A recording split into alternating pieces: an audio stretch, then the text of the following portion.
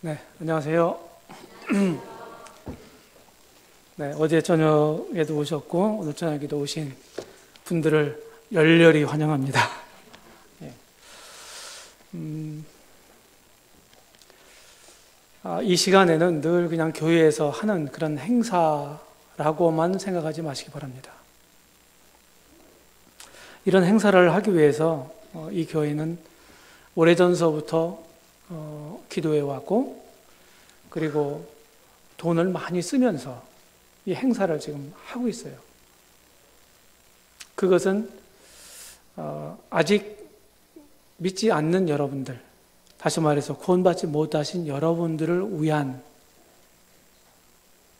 시간입니다. 그래서 마음적으로, 물질적으로 많은 값을 지불하면서 여러분들을 위한 시간을 마련했어요. 그래서 어제 말씀을 드린 것처럼 오늘 저녁에도 오셨으니까 오늘은 조금 더 짧게 할 수 있습니다. 어제 저녁에 말씀드린 대로 귀를 여셔서 오셨으니까 잘 들으시길 바랍니다. 믿음은 왜냐하면 들음에서 난다고 성경에서 말하고 있기 때문이에요.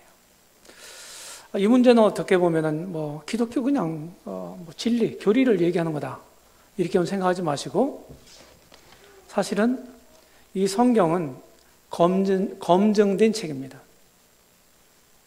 공개된 책이에요. 여기에 어떤 문제가 있다고 한다면 벌써 이것은 폐기됐을 거예요.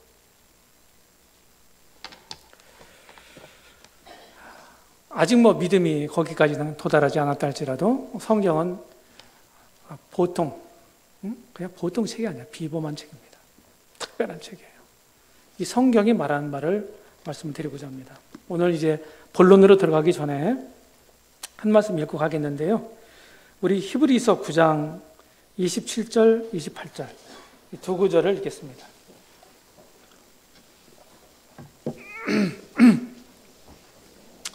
때로는 이제 이런 말씀을 이제 오랫동안 전하고 이제 경험하다 보면은 성경을 닫고서도 다 얘기하고 싶은 거 1시간, 2시간 할 수 있어요.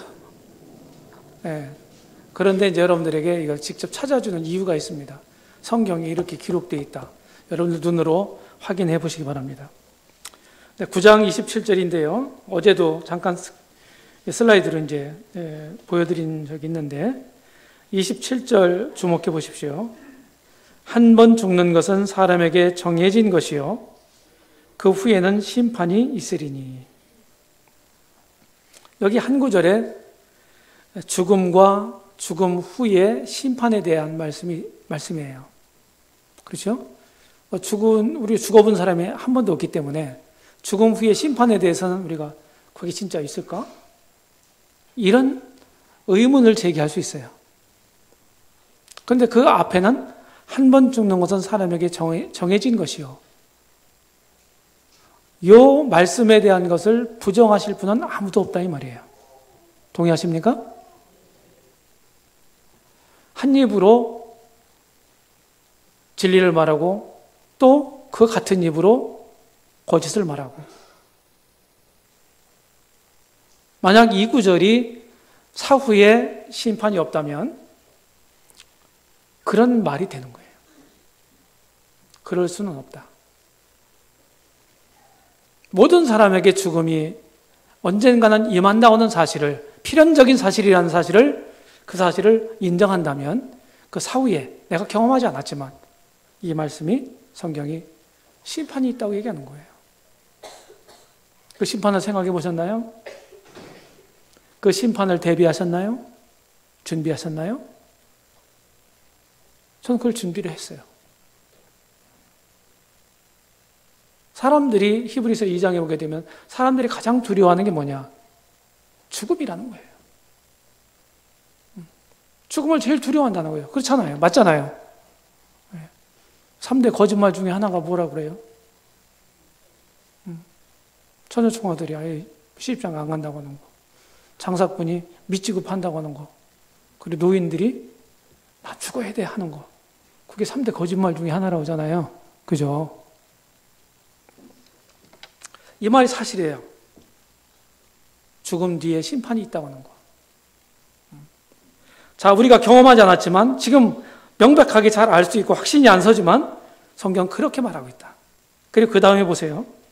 28절에 보게 되면은 이와 같이 그리스도도 많은 사람의 죄를 담당하시려고 단번에 들이신 바 되셨고 구원에 이르게 하기 위하여 죄와 상관없이 자기를 바라는 자들에게 두 번째 나타나시리라. 여기 28절에 보게 되면은 예수님이 이 세상에 한 번 왔다 가셨잖아요. 그렇죠? 올해가 2018년이라고 그러는데 그 근거가 기원이 예수님이 이 땅에 오셨던 해를 기점으로 해서 카운트 해온 거예요, 지금까지. 다시 말씀을 드리면 2018년 전에 예수님이 이 세상에 태어나셨다 이 말이에요. 이게 명백한 역사적 사실이에요. 이걸 모르는 사람 아무도 없어요. 여기 한 번 왔다 가셨다는 거예요.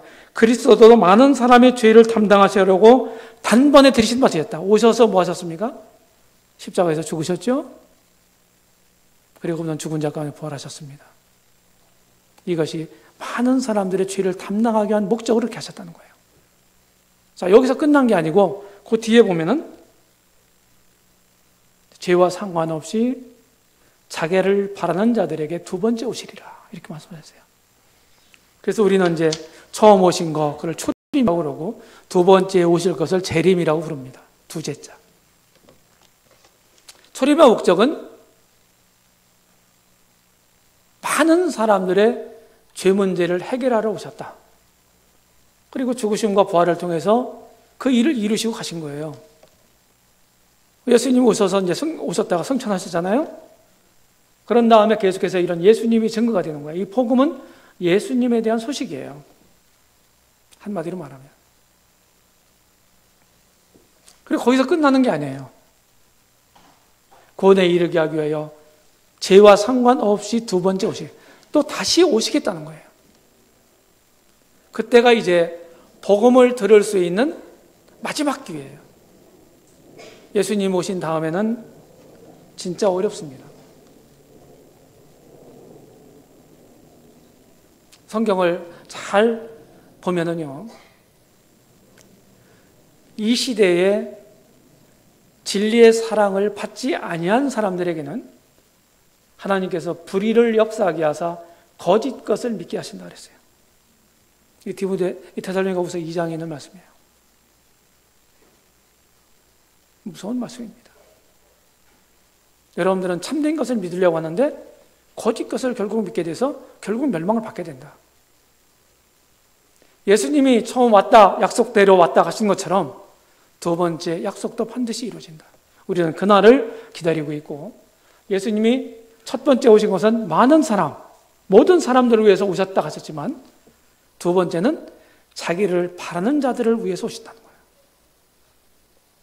여기 있는 모든 분들이 예수님의 재림을 기다리고 소망하는 이런 분들이 되기를 바랍니다. 자, 오늘은 이제 우리 사람들의, 바로 여기에 참석하신 여러분들의 운명에 대해서 성경이 뭐라고 말하고 있는지를 보겠습니다. 군대에 가면은 이제 지도를 주고 어느 지점을 찾아가라고 하는 그런 독도법 교육이 있어요. 그걸 독도법이라고 합니다. 지도를 읽는 법을 익히는. 전쟁 나면은 뭡니까? 지도 한 장을 가지고 다 찾아갈 때 찾아가고 그래야 되는 거예요. 그런 훈련을 하는 시간이 있는데, 독도법은요, 목표가 주어집니다. 좌표라는 게 주어져요. 그래서 북의 몇 도 몇 분, 그리고 우리는 이제 동쪽에 있는 나라니까 동경 몇 도 몇 분. 그럼 좌표가 딱 찍히는 거예요. 거기가 목표 지점이에요. 그것만 알아서는 안 돼. 또 뭐를 알아야 돼요? 현재 자기가 서 있는 위치를 알아야 돼. 정확하게. 그래야 방향을 어디로 잡아서 가야 될 건가? 이것이 결정될 수 있는 거예요. 이와 마찬가지로 여러분들이 진실한 신앙을 가지려면요, 내가 현재 어떤 상태에 있는가를 성경을 통해서 아셔야 됩니다. 여러분들의 생각이 아니고 성경의 말씀대로 하나님 여러분들에 대해서 어떻게 생각하느냐, 이거를 정확하게 아셔야 돼요. 그걸 모르면 여러분들은 결코 믿음을 가질 생각도, 구원을 갈구하지도 않습니다. 몸이 아파야 병원에 가잖아요. 저희가 이제 청주 외곽에 알코올 중독자들 전문적으로 치료하는 병원이 있어요. 이제 그 설립자가 이제 구원받은 사람이었는데, 분야 형제였는데, 그래서 거기 가서 계속 전도를 했어요. 근데 알코올 중독자들이, 그 사람들은, 전문가들은요, 의사들은 그걸 하나의 질병으로 봅니다. 질병. 병으로 봐요. 근데 정작 본인들은 병으로 생각을 안 해요. 치료해야 된다고 생각 안 하는 거예요. 그런데 거기서 계속해서 교육을 시킵니다. 교육을 시키는 거예요. 그래서 생각을 바꿔놓는 일을 합니다. 이것이 질병이다, 병이다. 그래서 치료를 받아야 된다. 그래야 그 치료 프로그램에 그 환자들이 이제 교육을 받고 따라와요. 똑같은 이치입니다. 그러니까 여러분들의 운명을 정확하게 성경을 통해서 아셔야 돼요. 자, 어제 본 그림을 좀 보겠는데, 에레미야 16장 10절에 보게 되면 이런 말씀이 있어요. 여호와께서 우리에게 이 모든 큰 재앙을 선포하심은 어찌 됨이며 우리 죄악은 무엇이며 우리가 우리 하나님 여호와께 범한 죄는 무엇이냐. 이 말은 구약 성경에 있는 말씀인데, 이때는 배경이 언제냐면은 바벨론이라는 세계 제국이 있었어요. 그 제국에 의해서 지금 이스라엘의 우리나라처럼 남북으로 분단된 때가 있었는데, 이미 북왕국은 멸망을 했고 남왕국만 남아 있었는데, 마치 풍전등화 같은 그런 시기예요. 그때 하나님 에레미야 선지자를 통해서 계속 경고를 했는데 말을 안 들어먹고 이렇게 질문을 하는 거예요. 하나님께 자기들이 범한 죄가 뭔지를 모르는 거예요. 죄가 어떤 건지도 모르는 거예요. 자, 근본적인 죄가 뭔지. 자, 이게 이제 의자입니다. 이것이 이제 내 마음에 있는 보좌인데, 여기에 누가 앉아 있느냐? 여기 앉아 있는 내 삶의 주인이 누구냐? 이 문제입니다. 하나님이 우주 만물을 만드셨다면 그것은 그 만든 분의 것입니다. 우리 사람도 우연히 어쩌다 보니까 하늘에서 뚝 떨어져서 생겨난 게 아니라는 거예요. 이렇게 정교한 인체가, 마치 소우주라고 하는, 작은 우주라고 하는 우리 인체가, 이 신묘막측한 인체가 저절로 만들어져요. 저 미물들이 오랜 세월 동안 세월이 지나면서 진화되면서 이렇게 더 복잡한, 그리고 아주 조화로운, 신비로운 이런 사람이 됐다고요? 아니요. 현대과학은 그 반대로 말합니다. 점점 시간이 갈수록 정밀해지고 더 질서정연해지고 그러는 게 아니라 점점 세월 갈수록 무질서해진다고 하는 거예요. 이게 과학 법칙이에요. 현대 과학이 발견한 법칙입니다. 연력학 2법칙. 엔트로피 법칙이라는 거예요. 젊은 사람들은 얼굴이 팡팡하잖아요. 그죠? 얼굴이 질서정연해요. 나이가 들어가면서 이 질서가 없어져, 이제 점점. 이 쭈글쭈글해진다는 게 뭐야? 이 질서가 없어진다는 얘기거든. 그러니까 좀 닳고 쇠해져가는 거예요. 시간이 갈수록. 그런데 우연히 얘기하는, 세월의 타세만 돌리는 진화론은 반대로 얘기하는 거예요. 점점 시간 갈수록 더 고동한 이런 존재로 진화된다고 보는 거예요. 천만의 말씀이에요. 반대예요. 우리 현실이 그런 말들을 용납하지 않습니다. 그럼에도 불구하고 사람들은 다 그것을 마치 종교처럼 믿고 있어요. 여기 누가 앉아 계셔야 된다고 그랬어요? 원주인이 누구라고요? 하나님. 근데 지금 누가 여기 앉아 있어요? 내가. 그래서 하나님의 보좌를 찬탈한 중죄인입니다. 예전 같으면 신하가 왕을 권좌에서 몰아내고 자기가 거기 앉아있는 거 똑같은 거예요. 그를 누구라고 그래요? 역적이라고 그럽니다. 내가 마치 역적과 같은 사람이야. 같은 에레미야서를 보게 되면 하나님이 대답하십니다. 이 질문에 대해서. 여호와께서 말씀하시되 너희 조상들이 나를 버리고, 하나님을 버렸다는 거예요. 다른 신들을 따라서 그들을 섬기며 그들에게 절하고 나를 버려 내 율법을 지키지 아니했다. 너희가 너희 조상들보다 더 악을 행했다. 하나님 버린 게, 하나님 모르고 하나님 없이 사는 게 지금 죄라고 하나님이 지적하고 있는 거예요. 자, 좀 더 자세히 보겠습니다.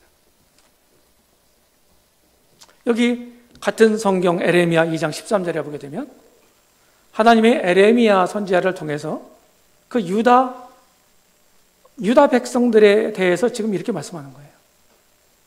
그러면 예전에 지금서부터 거의 2500~600년 전에 하신 말씀인데 우리하고 무슨 상관이 있나? 그런데요, 이 이스라엘이 갖는 의미는 뭐냐? 이스라엘은 온 인류의 샘플과 같아요. 샘플. 우리가 선거하게 되면은 출구조사를 하고 투표한 모든 사람 다 조사하는 게 아니잖아요. 그죠? 샘플을 해서 통계를 내가지고 발표를 하잖아요. 물론 통계가 딱딱 일치하지는 않을 경우라도 마치 이스라엘이 온 인류의 샘플, 모델과 같습니다. 왜냐하면 그 사람들도 사람이고 우리가 똑같은 사람이기 때문에 인간들이 저지를 수 있는 그런 것들을 그들을 통해서 열방 속에 다른 이민족들에게 보여주시는 역할을 하는 거예요. 그러니까 이스라엘이 잘못 행한 죄가 바로 우리들의 죄다. 전 처음에 이제 믿음을 갖고요. 제가 20살 때 이제 믿음을 갖게 됐는데 성경을 읽었어요. 이제 처음에는 구약이 어려워서 신약만 막 읽다가 구약 성경 읽는데 이 이스라엘 사람들이 도저히 이해가 안 되는 거예요. 하나님 큰 능력 보고 막 말씀 듣고 이렇게 했는데 돌아서서 범죄하고 하나님 막 불평하고 배신하고 그런 모습 보면서 도대체 이 사람들이 어떤 사람들인가 이런 생각 궁금해 했거든요. 그런데 이제 신앙 연주가 좀 더해지면서 가만히 보니까 그게 제 모습이에요. 그게 제 모습이더라고요. 저도 똑같이 그렇게 하더라고요.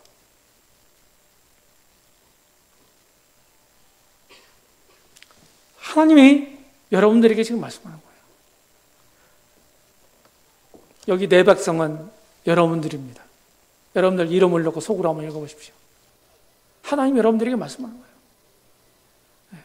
두 가지 악을 행했다. 그게 뭐냐? 생수의 근원되는 하나님을 버린 것. 두 번째, 스스로 웅덩이를 판 죄. 그 웅덩이를 판 목적이 뭡니까? 물을 가둬두려고 하는 거예요. 하나님을 생수라고 비유했어요. 하나님을 생수로. 상서로 이제 비유한 거거든요. 그러면은 생수는 목마름을 해결해주는, 갈증을 해결해주는 그런 거잖아요. 하나님 늘 우리 마음속에 계셔야 됐고 우리와 함께 하셔야 되는 거예요. 원래. 근데 그 하나님이 내 삶 속에 없어져 버렸어요. 내가 버렸어요. 그러니까 필연적으로 우리 삶 속에, 우리 마음 속에 어떤 현상이 일어났겠어요? 갈증이 일어난 거예요. 갈증. 그냥 진짜로 목마른 게 아니고 영적 갈증이 일어난 거예요. 그럼 그 갈증을 해결하기 위해서 어떻게 해야 됐습니까? 답은 어디예요? 원인 파악을 해서 그 원인의 문제를 해결하면 되는 거거든요. 전염병이 일어나면 이제 역학조사를 해서 그 질병의 그 루트를 파악해서 그걸 차단시킵니다. 그게 방법이라고요. 우리가 불이 나면은 뭡니까? 화재 원인을 찾잖아요. 맞죠? 어떤 자동차 사고가 나요. 자동차 사고 원인을 찾습니다. 다. 진짜 진짜 하나님이 살아계시다면 여러분들이 지금처럼 살고 있도록 그 마음의 고통을 느끼고 힘들고 불안해하고 어렵고 수고하고 힘들게 살아가는 이 삶이 하나님이 원래 설계한 그런 삶이라면 진짜 그 하나님은 나쁜 하나님입니다. 저는 그렇게 생각합니다. 원래 이 모습이 아니에요. 하나님을 버리고 하나님을 떠난 이런 사람들에게 찾아온 거예요.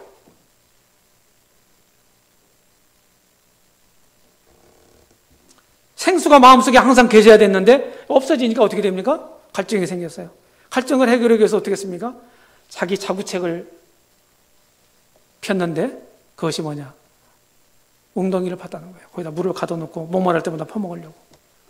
근데 그 웅덩이가 어떤 웅덩이인 줄 아세요? 여기에 제가 얘기했어요.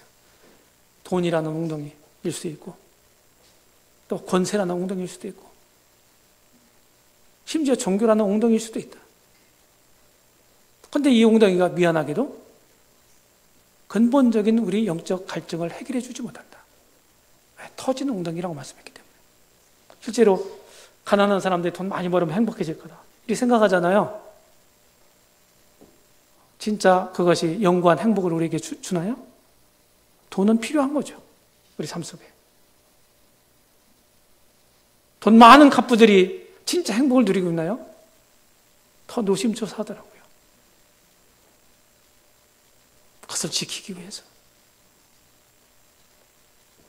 권세 가지면 행복한가요? 특별히 우리나라에서는 너무 높이 올라가야 하려고 하지 마세요. 다 세월랑 차요. 권불 10년이라 했어요. 그런 게 우리 인생을 근본적으로 해피하게 하지 못한다. 그럼 답이 다 나왔잖아요. 생수의 근원된 하나님을 버려서 이렇게 갈증이 해결되지 못했어요. 근본적인 해결 방법이 뭔가요? 그분께로 돌아가는 거예요. 그분을 내 삶 속에 모셔오는 거예요. 이게 답입니다. 제가 정답을 다 얘기했어요. 근데 이게 그냥 이론적으로만 되는 게 아니에요. 내 마음이 하나님을 인정하고 그분을 내 마음에 모실 만한 그런 마음가짐을 갖고 그리고 뿐만 아니라 그 거룩한 하나님이 나같이 이제까지 잘못을 저지르고 죄악을 저지르고 하나님 앞에서 이렇게 했던 그런 죄의 문제가 하나님의 방법으로 해결되기 전에는 하나님이 내 속에 오실 수가 없어요. 나와 함께 하실 수가 없어요. 이게 문제라, 이게. 그래서 이 방법을 알려드리려고 하는 거예요.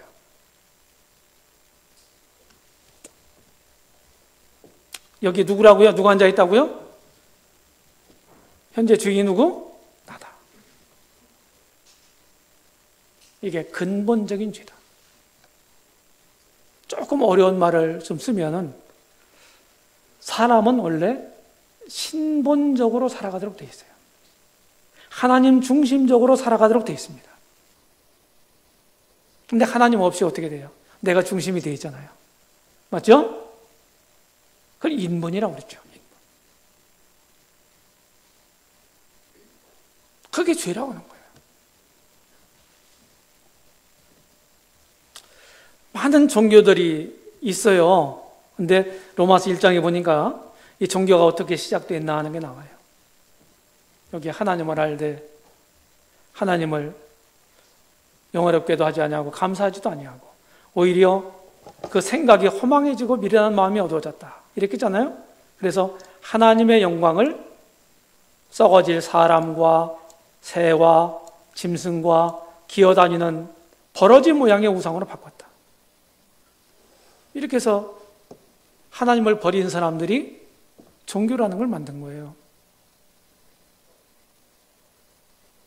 그래서 그것을 하나님 자리에 대체시켜놓고 그것을 자기 신이라고 섬기는 겁니다. 제가 이런 예를 들어요. 자, 우리가 뭐 성경적인 표현을 쓸게요.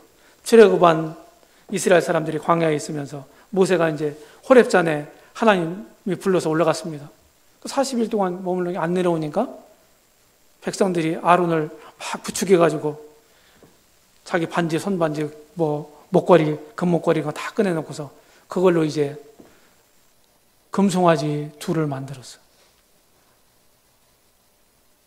그리고 그 만들어 놓고 막 춤추면서 조아리면서 애굽에서 우리를 인도해낸 우리 신이다 그랬어요. 자, 그 금송아지를 누가 만들었어요? 응? 누가 만들었어요? 그 사람들이 만들었잖아요, 이스라엘이. 그러면은 만든 사람이 더 높아요? 만들어진 게 높아요? 만든 자가 높죠? 만들어진 것보다? 그렇죠? 그런데 자기들이 만들어 놓고서 자기들 못한 것들에 대해서 자기 신이라고 하는 거예요. 이게 뭡니까? 이게 어리석은 짓이다. 바보 짓이다. 이 말이에요. 이 얘기입니다. 그래서 사람들이 하나님을 잃어버리고 하나님 없이 살다 보니까 마음이 허망해졌다 이 말이에요. 하나님 계실 자리에 하나님 안 계시니까. 근데 뭘 채우려고 해야 되잖아요. 그러면서 어두워졌어요. 분별력이 없어졌다 이 말이에요. 그 다음에 우준하게 됐다. 이 말은 좀 신랄하게 표현하면 바보스럽게 됐다는 거예요. 이렇게 해서 가공된 하나님은 신을 만드는데 자기들이 썩어지지 않은 하나님의 영광을 썩어질 우상으로 바꾸고 진리를 거짓 것으로 바꾸고 피조물을 조물주보다 더 경배했다 이 말이에요. 피조물을 조물주보다 더 경배했다. 이게 종교라는 거예요. 그래서 제가 이렇게 그려봤습니다. 성경 기독교가 있는데요. 하나님 믿는 거잖아요. 그런데 기독교 주변에 이런 많은 기독교 이단들이 있어요. 기독교 이단만 있나요, 세상에? 많은 이교가 있어요. 각 종족별로 많은 신들이 있습니다. 우리 헤아릴 수 없는. 이런 다신론적인, 다종교적인 이런 사회에서 우리가 살아가고 있는 거예요. 그래서 성경을 믿는 기독교도 많은 종교 중에 하나다. 사람들이 이렇게 생각하기에 이르렀어요. 근데 그것은 사실이 아닙니다. 참 우리말이 훌륭하다는 생각이 이제 하나님을 지칭하는 말이 너무나 좋은 거예요. 하나님이에요. 님자는 문법적으로 존칭어미잖아요. 한 번밖에 안 계신 이 하나, 이분에게 님자를 붙이는 거. 하나님. 너무나 우리말이 합당한 거예요.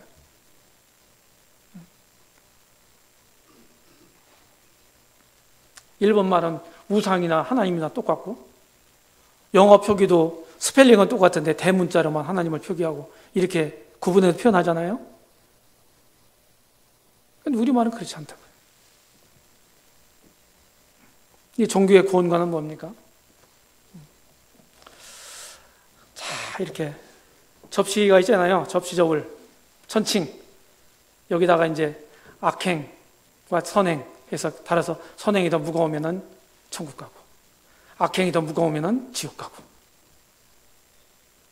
이게 모든 종교의 구원관이에요. 그렇지 않습니다. 어떤 것으로도 하나님의 영광을 이루지 못합니다. 사람의 노력으로 수고로 절대자 하나님의 수준에 도달할 수가 없어요. 아무도, 그 누구도. 그래서 안 되기 때문에 하나님은 안 되는 방법을 사람들이 요구하지 않으셨어요. 되는 방법을 생각해내셨는데 그것이 뭐냐면 하나님이 이 땅에 오시는 거였어요. 그래서 우리에게 눈높이를 맞추신 거예요. 그분이 누구냐? 예수님입니다. 예수님은 그냥 한 훌륭한 한 사람이 아니에요. 분명한 사람이시지만 출생에 분명한 경험이 있으셨기 때문에 사람이시기도 하시지만 거기서 끝나는 게 아니고 성경을 보면 이 예수님은 보통 분이 아니에요. 하나님이세요. 우주 만물을 창조하신 창조주예요. 이분에 대한 태도가 어떠냐에 따라서 우리의 운명은 반드시 갈립니다. 반드시 갈려요. 그러니까 종교와 이 복음, 신앙이 이렇게 다르다. 그러니까 성경에 보면 두 가지 의가 있습니다. 자기 의가 있고 하나님 의가 있고. 자기 의는 뭡니까? 열심히 내가 뭔가를 해서 도달한 거잖아요. 도달하려고 하는 거. 그거 갖고는 안 된다는 거예요. 하나님 오직 한 분이십니다. 한 분. 모든 종교가 사라질 날이 옵니다. 예수님이 이 땅에 재림하신 후에는 모든 종교가 없어져요. 왜? 그건 거짓이고 헛것이기 때문에.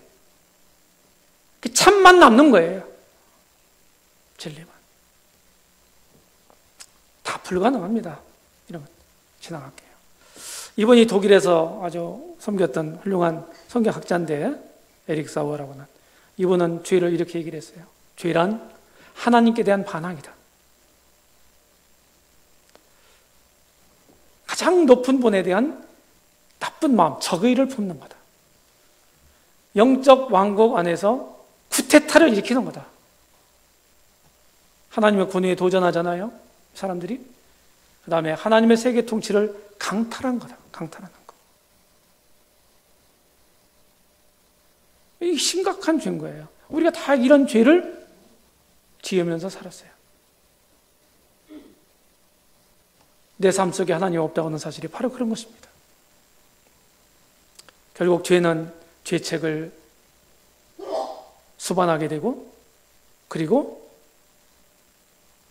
오염시킵니다, 우리를. 자, 여러분들의 운명을 성경을 통해서 보겠습니다. 제가 이 시간이 있으면 이제 일일이 다 찾았으면 좋겠는데 그렇지 못하고, 성경은 말하기를 우리는 태어날 때부터 죄인이라고 얘기합니다. 이걸 증명하기 위해서 제가 예를 들을게요. 자, 아이들이 태어나잖아요. 그럼 엄마, 아빠 말을 떼고 이렇게 떼면서 어떻게 됩니까? 이걸 또 잘 배우죠, 그죠? 자, 나쁜 짓을 또 해요. 그런데 나쁜 짓을 부모들이 하라고 가르쳐 준 적도 없고, 그렇죠? 그런데 나쁜 짓을 잘해요. 학교에 가도 선생님들이 죄 짓는 법을 학교에서 안 가르치는데 너무 죄를 잘 짓는 거야, 사람들이. 이 사회에 나왔을 때도 사회에서도 계속 죄를 지면 벌을 주고 통제를 하고 이렇게 못 짓도록 하는데 이 사회가 온통 다 죄판이야, 죄판. 그렇죠? 이유가 뭘까요? 왜 배우지도 않고 훈련되지도 않은, 연습하지 않은 그 죄를 그렇게 잘 지을까요? 그 이유가 어디에 있을까요? 그거는 우리 속에 죄가 있다고는 증거예요. 우리 속에. 이 속에 그럼 죄를 누가 집어 넣어줬나요? 저 아담 할아버지가 넣어준 거예요. 유전시켜준 거예요. 자식들이 그 부모를 닮도록 돼 있잖아요. 그렇죠? 유전한다고 그러잖아요. 그 죄도 유전한다고 성경은 말하고 있는 겁니다. 그래서 우리 사람들은 누가 더 윤리적이고 도덕적이냐, 도토리 키재기식으로 이렇게 비교를 하고 그러는데 부질없는 짓이에요, 다. 뭐 하얀 구더기는 안 더러워요? 하얀 구덩이, 누런 구덩이, 뭐 검은 구덩이 있다고 그러는데 구더기는 구더기잖아요. 더럽잖아요. 하나님 보실 때는 도토리 키재기다 하는 거예요. 그러니까 죄인으로 태어났을 뿐만 아니라 죄를 지으며 살아요. 우리 속에 악한 생각이 일어나서 그 죄가 시키는 대로 우리가 따라서 행하게 되면 뭐예요? 범죄를 하는 거예요. 범죄. 현행법을 범하게 되면 현행법에 의해서 처벌을 받는 거예요. 현행법이 없어도 우리가 죄를 짓게 되면 양심에 의해서 어떻게 돼요? 정죄가 되는 거예요, 스스로에게. 우리 사람들은 그런 존재입니다. 죄의 종, 죄의 노예다 이 말이에요. 예수님이 말씀하셨어요. 요한복음 8장 34절에서 죄를 범하는 자마다 죄의 종이다. 죄를 많이 졌잖아요, 우리가. 그럼 예수님 말씀대로는 죄의 노예라는 거예요. 그 다음에 요한복음 8장 44절에 보게 되면 그 똑같은 대상에게 불신 유대인들에게 이런 얘기를 합니다. 너희는 너희 아비 마귀에게서 태어났다. 마귀가 너희들 아버지야. 그럼 그들은 뭐라고 얘기하는 거예요? 너희들은 마귀 자녀야. 이런 얘기거든요. 실제로 마귀 자녀란 말이 성경에 있어요. 성경에 있어요. 믿는 사람들은 하나님 자녀가 된다고 성경에 약속되어 있거든요. 그렇죠? 그래서 두 부류가 있는 거예요, 세상에. 중간이 없어요. 회색지대가 없어. 하나님 자녀가 아니면 마귀 자녀야. 하나님 집이 어디예요? 집이 어디예요? 천국이죠. 그러면 그 자녀된 사람들이 아버지 집에서 살 수 있는 자격이 있어요, 없어요? 있는 거죠. 자, 어제 저녁에 마귀를 위해서 만들어진 곳이 어디라고 그랬어요? 지옥이라고 그랬잖아요. 마귀가 결국 그리 가거든요. 그럼 마귀 자녀는 그 아버지를 따라서 거기 가는 거예요. 같이. 성경이 전 쉬운 말로 얘기를 하지만 성경이 이 진리를 얘기하는 거예요. 그 다음에 로마서 1장 32절에 보게 되면 사람들은 사형수라고 하는 것입니다. 28절부터 쭉 보시면 사람들이 마음에 하나님 두기를 싫어했다는 거예요. 맞아요? 하나님 두기를 싫어했다는 거예요. 그래서 하나님이 그냥 내버려 뒀대요. 저희 마음대로 행하도록 내버려 뒀대요. 그러니까 온갖 죄를 저지른 거예요. 29절, 30절, 31절 보면은 21가지 죄가 쭉 열거가 되어 있어요. 그런 죄를 하나님을 마음에 두기를 싫어한 하나님이 없는 사람들은 그런 죄를 지면서 사는 거예요. 그런데 문제가 그것으로 끝나는 게 아니고 32절에 보니까 이와 같은 일을 행하는 자는 하나님이 사형에 해당하다고 정하심을 알고도 자기들만 행할 뿐 아니라 그 일을 하는 사람들은 옳다 한다 그랬어요. 하나님이 이미 사형 선고를 내렸다는 거예요. 사형 선고를 받고 교도소에 복역 중에 있는 죄수를 뭐라고 부르나요? 뭐라고 불러요? 사형수라고 불러요.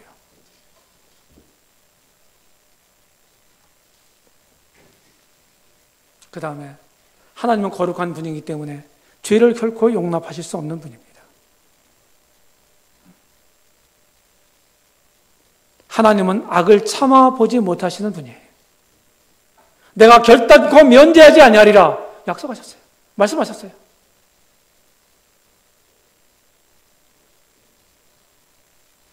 그래서 하나님의 방법으로 이 죄 문제를 해결하지 않고서는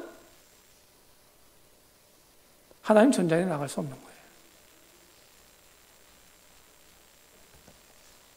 권받지 못했다는 얘기는 하나님과 원수 관계란 얘기입니다.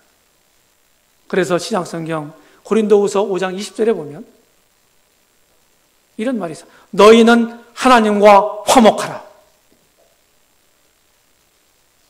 화목해야 될 사람들의 상태가 어떤 상태예요? 지금 불화 관계에 있다는 얘기거든요. 맞죠? 맞아요. 불화 관계에 있는 사람들 상태에 있기 때문에 화목하라는 거예요. 누구랑? 하나님하고.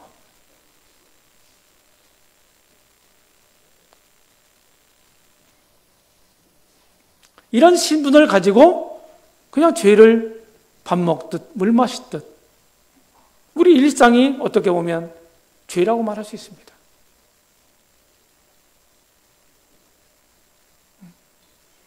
여러분들 듣기 좋은 말하고 도덕적인 말을 하고 그런 말을 하고 그냥 막 까르르 웃고 이랬으면 참 좋죠. 근데 사실은 우리의 인생의 가장 중요한 본질적인 문제를 지금 얘기하고 있는 겁니다.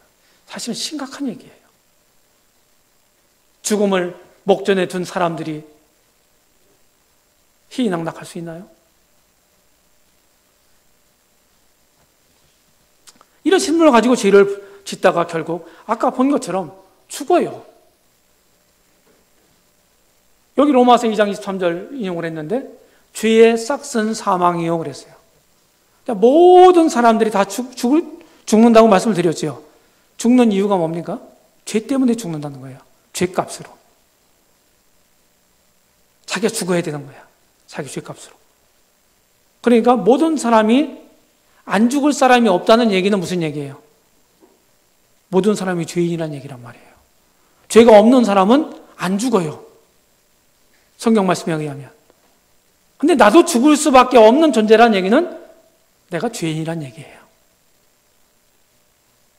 그리고 죽음 후에 심판이 있다고 말씀드렸죠? 이렇게 해서 결국 이제 지옥 불못에 던져지게 되는데, 이것이 사실은 믿음이 없는, 하나님이 없는 사람들의 운명입니다. 성경이 말하고 있는 바예요. 이 지옥 불못이 하나님을 반역한 바로 천사들을 보내기 위해서 만들어진 곳이라고 말씀드렸죠? 근데 여기 사람들이 가는 거예요. 내가 가는 거예요. 왜 가요?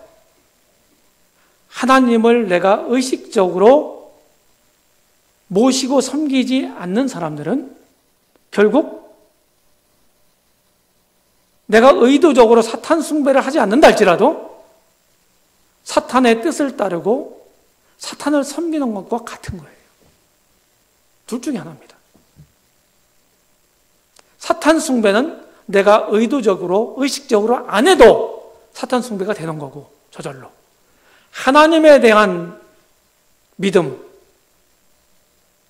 하나님을 믿는 것은요, 내가 내 마음속에 진짜 의식을 가지고 분명한 의지로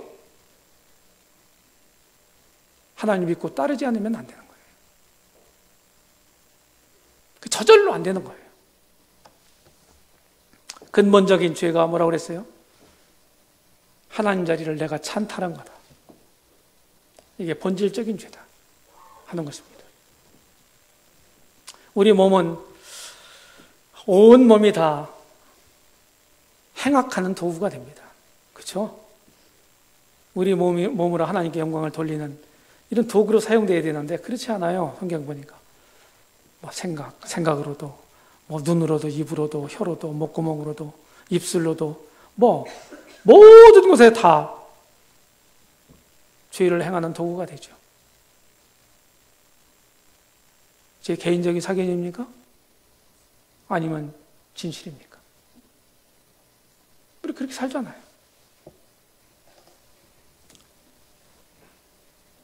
사람들은요, 늘 그냥 어떤 결과만을 가지고 얘기해요. 결과.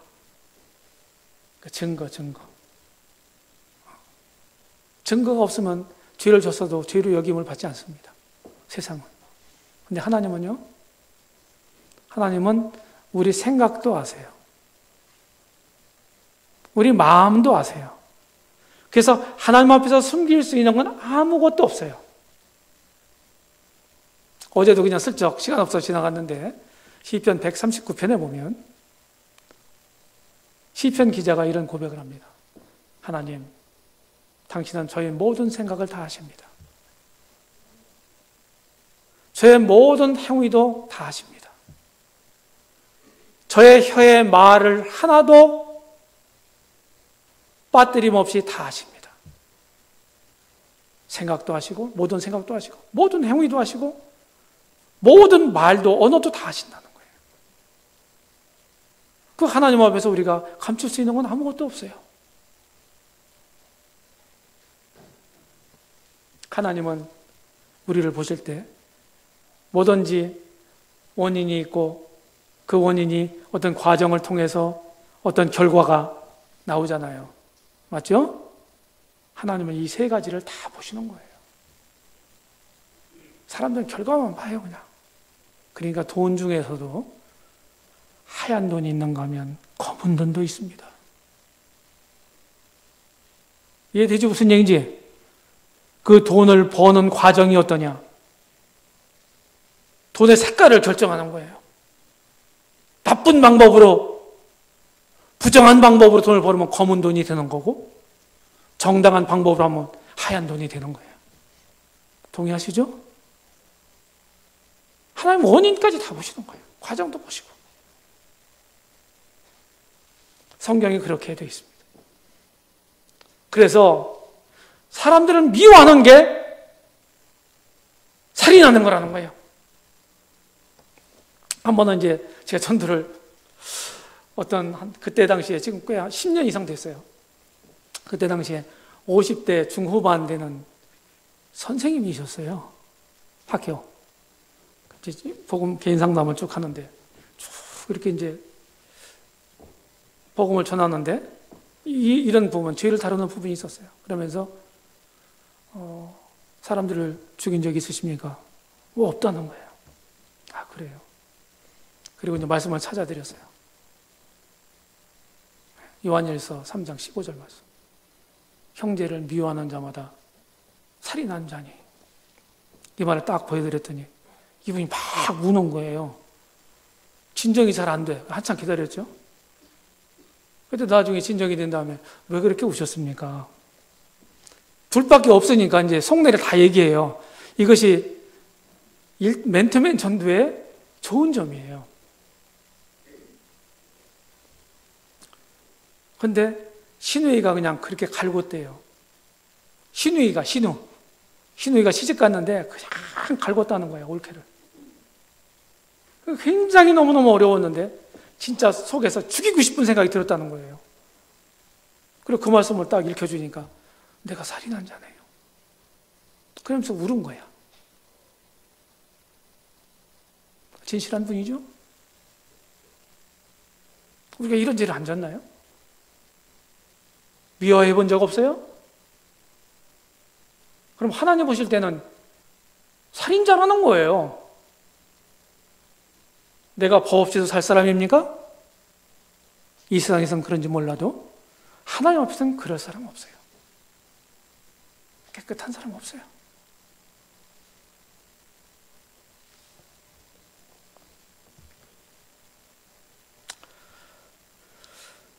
뭐 한마디 더 할까요? 어떤 이제 청년 대학생, 여자 대학생한테 또 전도를 하고 있었어요. 그래가지고 마태복음 5장에 있는 말씀을 여기 이제 남자들을 상대로 해서 이제 쓴 건데 28절에 음욕을 품고 여자를 보는 자마다 마음이 가늠했다. 남자 위주로 이렇게 된 거잖아요. 남자들은 대개 이제 좀 성적 이런 충동이나 이런 것들이 눈으로 보는 시각적이거든요. 그래서 저는 남자니까 이제 여자 대학생한테 물어봤어요. 여자들은 그런 마음 없냐? 남자들은 그런 마음이 많이 잘 일어나는데 여자들도 있다는 거야. 살짝 얘기하는 거예요. 아, 그래도 여자들도 있구나. 이게 똑같은 죄인이구나. 핸섬한 남자를 만나고 그러면 아, 이거 괜찮다. 그리고 이상한 생각도 들고 그럴 수 있잖아요. 인간이니까. 그죠? 근데 그 얘기를 하더라고요. 거기서. 남녀노소를 불문하고 다 비스무리한 거예요. 다.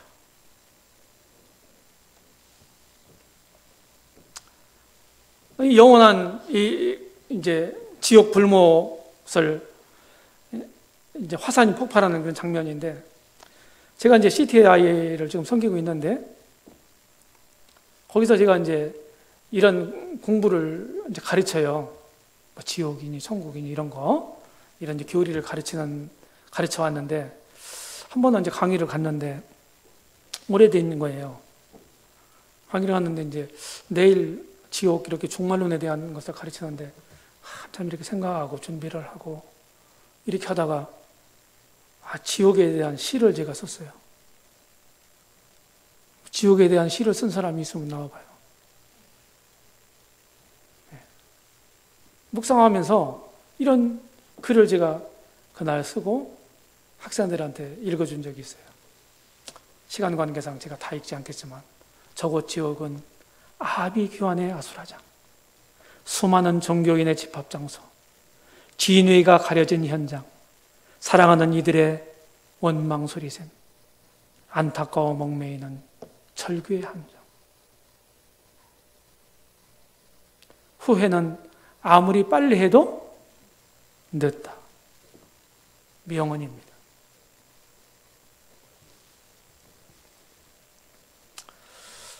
여기 보면은 보세요. 지옥 가는 사람들 리스트가 나오거든요. 계시록 21장 8절에 보니까 두려워하는 사람, 믿지 않는 사람, 흉악한 사람, 살인자들, 행음자들, 술객들. 이 술객들이 누구냐면은 주정뱅이를 얘기하는 게 아니고 박수무당을 가리키는 말이에요. 남자 무당을 박수라고 그러잖아요. 그 다음에 우상 숭배자들, 모든 거짓말하는 자들. 이 중에 해당 안 되는 게 뭔가요? 저는 박수무당은 아니거든요. 제가 믿기 전에 여기 8가지 중에서 7가지 해당되더라고요. 이런 사람들은 불과 유황으로 타는 못에 참여하리니 이것이 둘째 사랑이다. 여기 지옥 면제받을 사람이 있나요? 성경이 이렇게 말하고 있어요.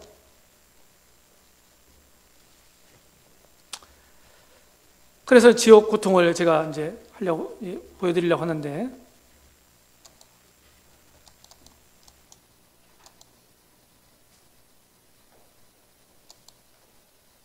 이게 안 되나 보네요.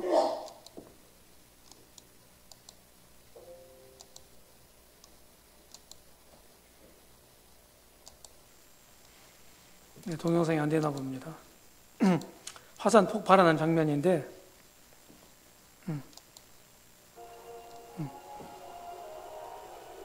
불못이라고 하니까 이제 이것보다 못하진 않을 거다. 그렇게 생각하시고 이제 보시면 돼요. 여기 내가 던져진다는 거죠.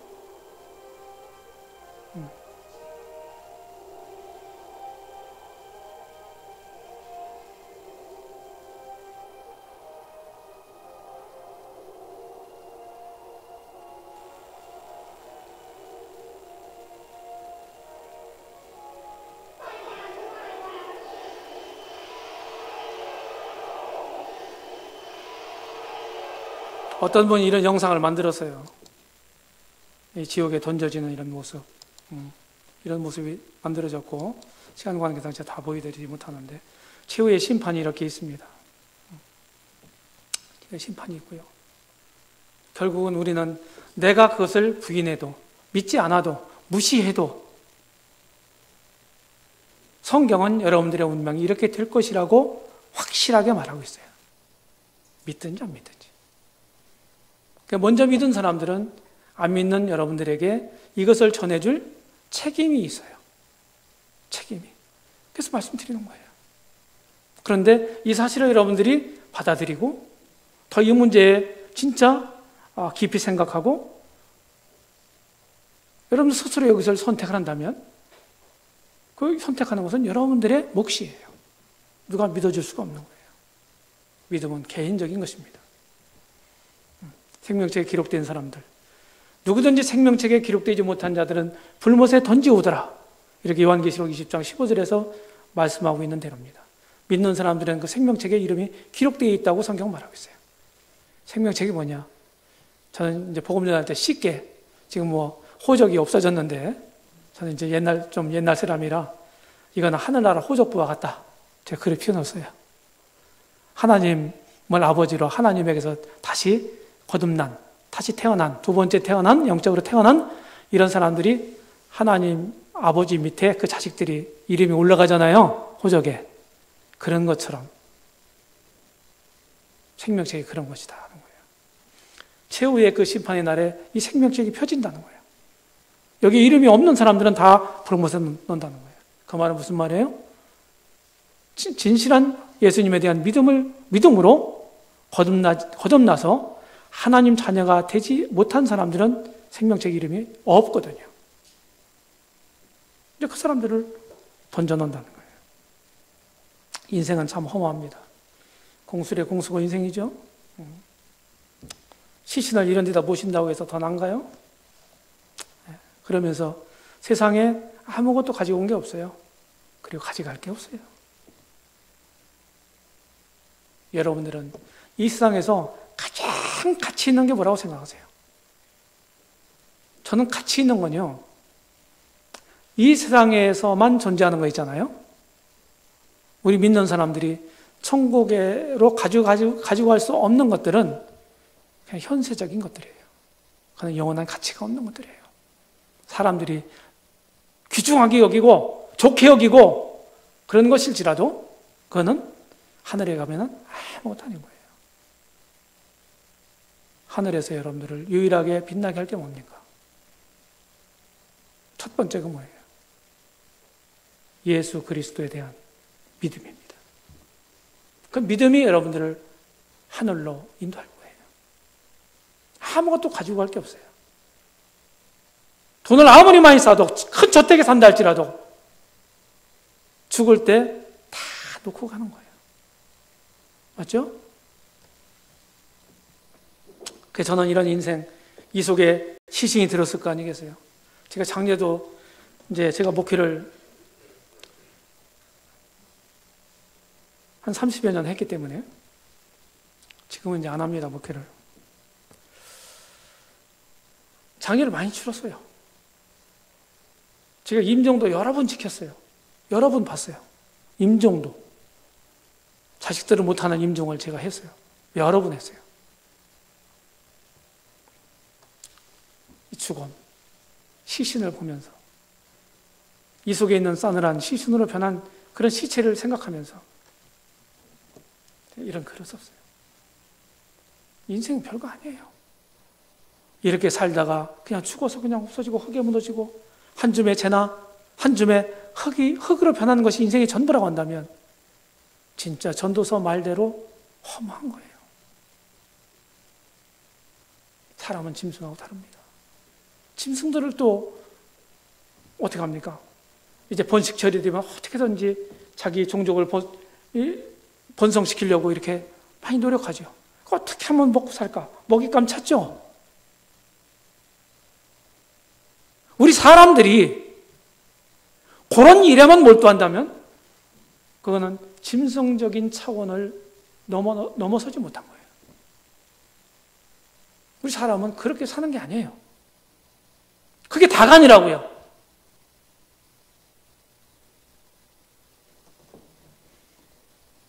우리는 생각할 수 있는 존재고 하나님과 교통할 수 있는 유일한 존재고 그리고 현세적인 눈에 보이는 이 세상에 살고 있지만 이 보이는 세상 너머에 보이지 않는 세상을 응시하면서 살아야 하는 사람들이에요.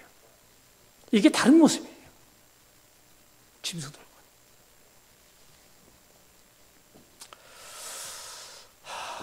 시간은 가고 참 안타까운 일이 있습니다. 젊은 40대 중반의 자매가 한 2년 전에, 이게 언제입니까? 2006년 1월 5일 날 초당 치렀으니까 한 2년, 한 3년 다 돼가네요. 그죠? 7년, 8년. 2년이네요. 2년, 만 2년. 응? 7년, 8년, 9년, 3년째 다 돼가네요. 암으로 갔어요. 근데 이 초상을 치르면서 그 염습하는 걸 제가 이제 다 이렇게 참관을 했어요.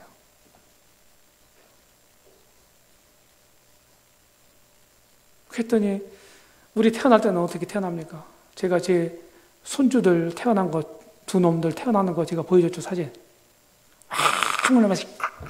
막 이러고 울면서 그냥 크게 우리가 좋다고 그러잖아요. 건강한 애라고. 두 주먹 불끈 쥐고 그냥 우왕 운다고요. 근데 죽을 때는 어떻게 죽어요? 손을 다 펴고 맥이 다 풀리고 그렇게 움켜쥐려고 세상에 있는 것들을 주숨을 불끈 쥐고 태어난 사람들이 결국은 이 손을 다 펴야 가더라. 결국 펴고 세상을 떠나더라. 이게 인생이더라. 강렬했던 욕망도 비전도 꿈도 가지고 있다 할지라도 결국 죽을 때는 다 놓고 가더라. 제가 이 자매의 염습하는 장면에서 이 시상을 생각하고 바로 적어서 거기 제가 입관식 할 때 제가 읊어줬어요.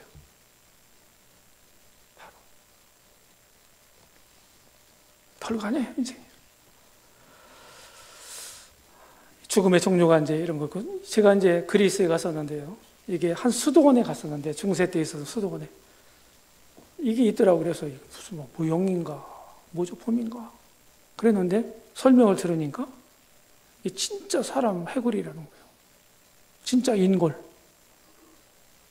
누가 이뻐요? 어떤 해골이 이쁩니까? 요 해골이 좀 힘을 권해서 이뻐요? 죽으면 다 똑같더라.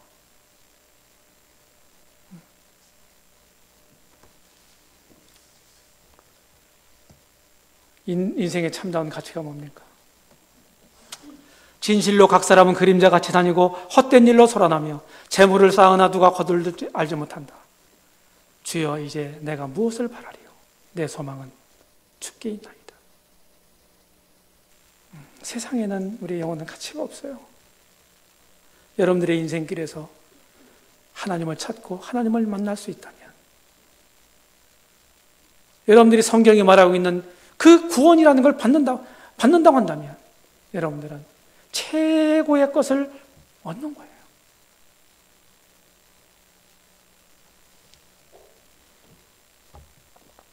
지나가겠습니다. 이 두 길이 있습니다. 지금 쭉 이 얘기를 한 겁니다. 오늘 이 시간에는, 두 번째 시간에는. 내일은 요거 얘기해 줄 건데, 요 길이 있고 요 길이 있어요. 두 길이 있어요.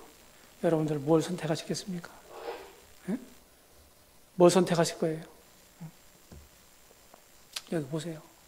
생명의 길, 사망의 길이 있고, 좁은 문이 있고 넓은 문이 있고, 늘 두 길이 있어요. 둘 중에 하나를 선택해야 돼. 여러분, 넓은 길을 선택하시겠습니까? 좁은 길을 선택할 것입니까? 이 찾는 사람이 적다는 거예요. 이 생명으로 인도하는 길은요, 좁고 협착해서 참된 믿음을 가지고 하나님을 만나고 하나님을 섬기며 사는 사람들이 이 말씀에 의하면 매우 적다는 거예요. 그런데 여러분들은 매우 적은 그 수에 함께하는, 포함될 수 있는 지금 기회를 받고 있는 겁니다. 마음대로 택하시기 바랍니다. 지금 이 얘기는 믿느냐 안 믿느냐, 안 믿어져요, 이런 얘기를 하는 분들이 간혹 있더라고요. 근데 그걸 가만히 곰곰이 곱씹어 보니까 안 믿어지는 게 아니고 안 믿으려고 하는 거야. 조금 솔직할 필요가 있어요. 선택이에요. 천국도 선택, 지옥도 선택하는 거예요. 결국 믿음의 여부에 의해서 갈라지는 것이기 때문에. 중요한 건 무엇입니까? 이게 좋은 선물 꾸러미죠? 이 선물 포장이 중요한 거예요. 내용이 중요한 거예요. 여러분들은 지금 이 몸만을 위해서 살아오신 거예요. 맞죠? 여러분들 영혼을 위해서 여러분들이 무엇인가를 한 것이 있습니까? 이제껏까지 살아오시면서 없잖아요. 그냥 껍데기만 치장하면서 한 거예요. 껍데기만 위해서.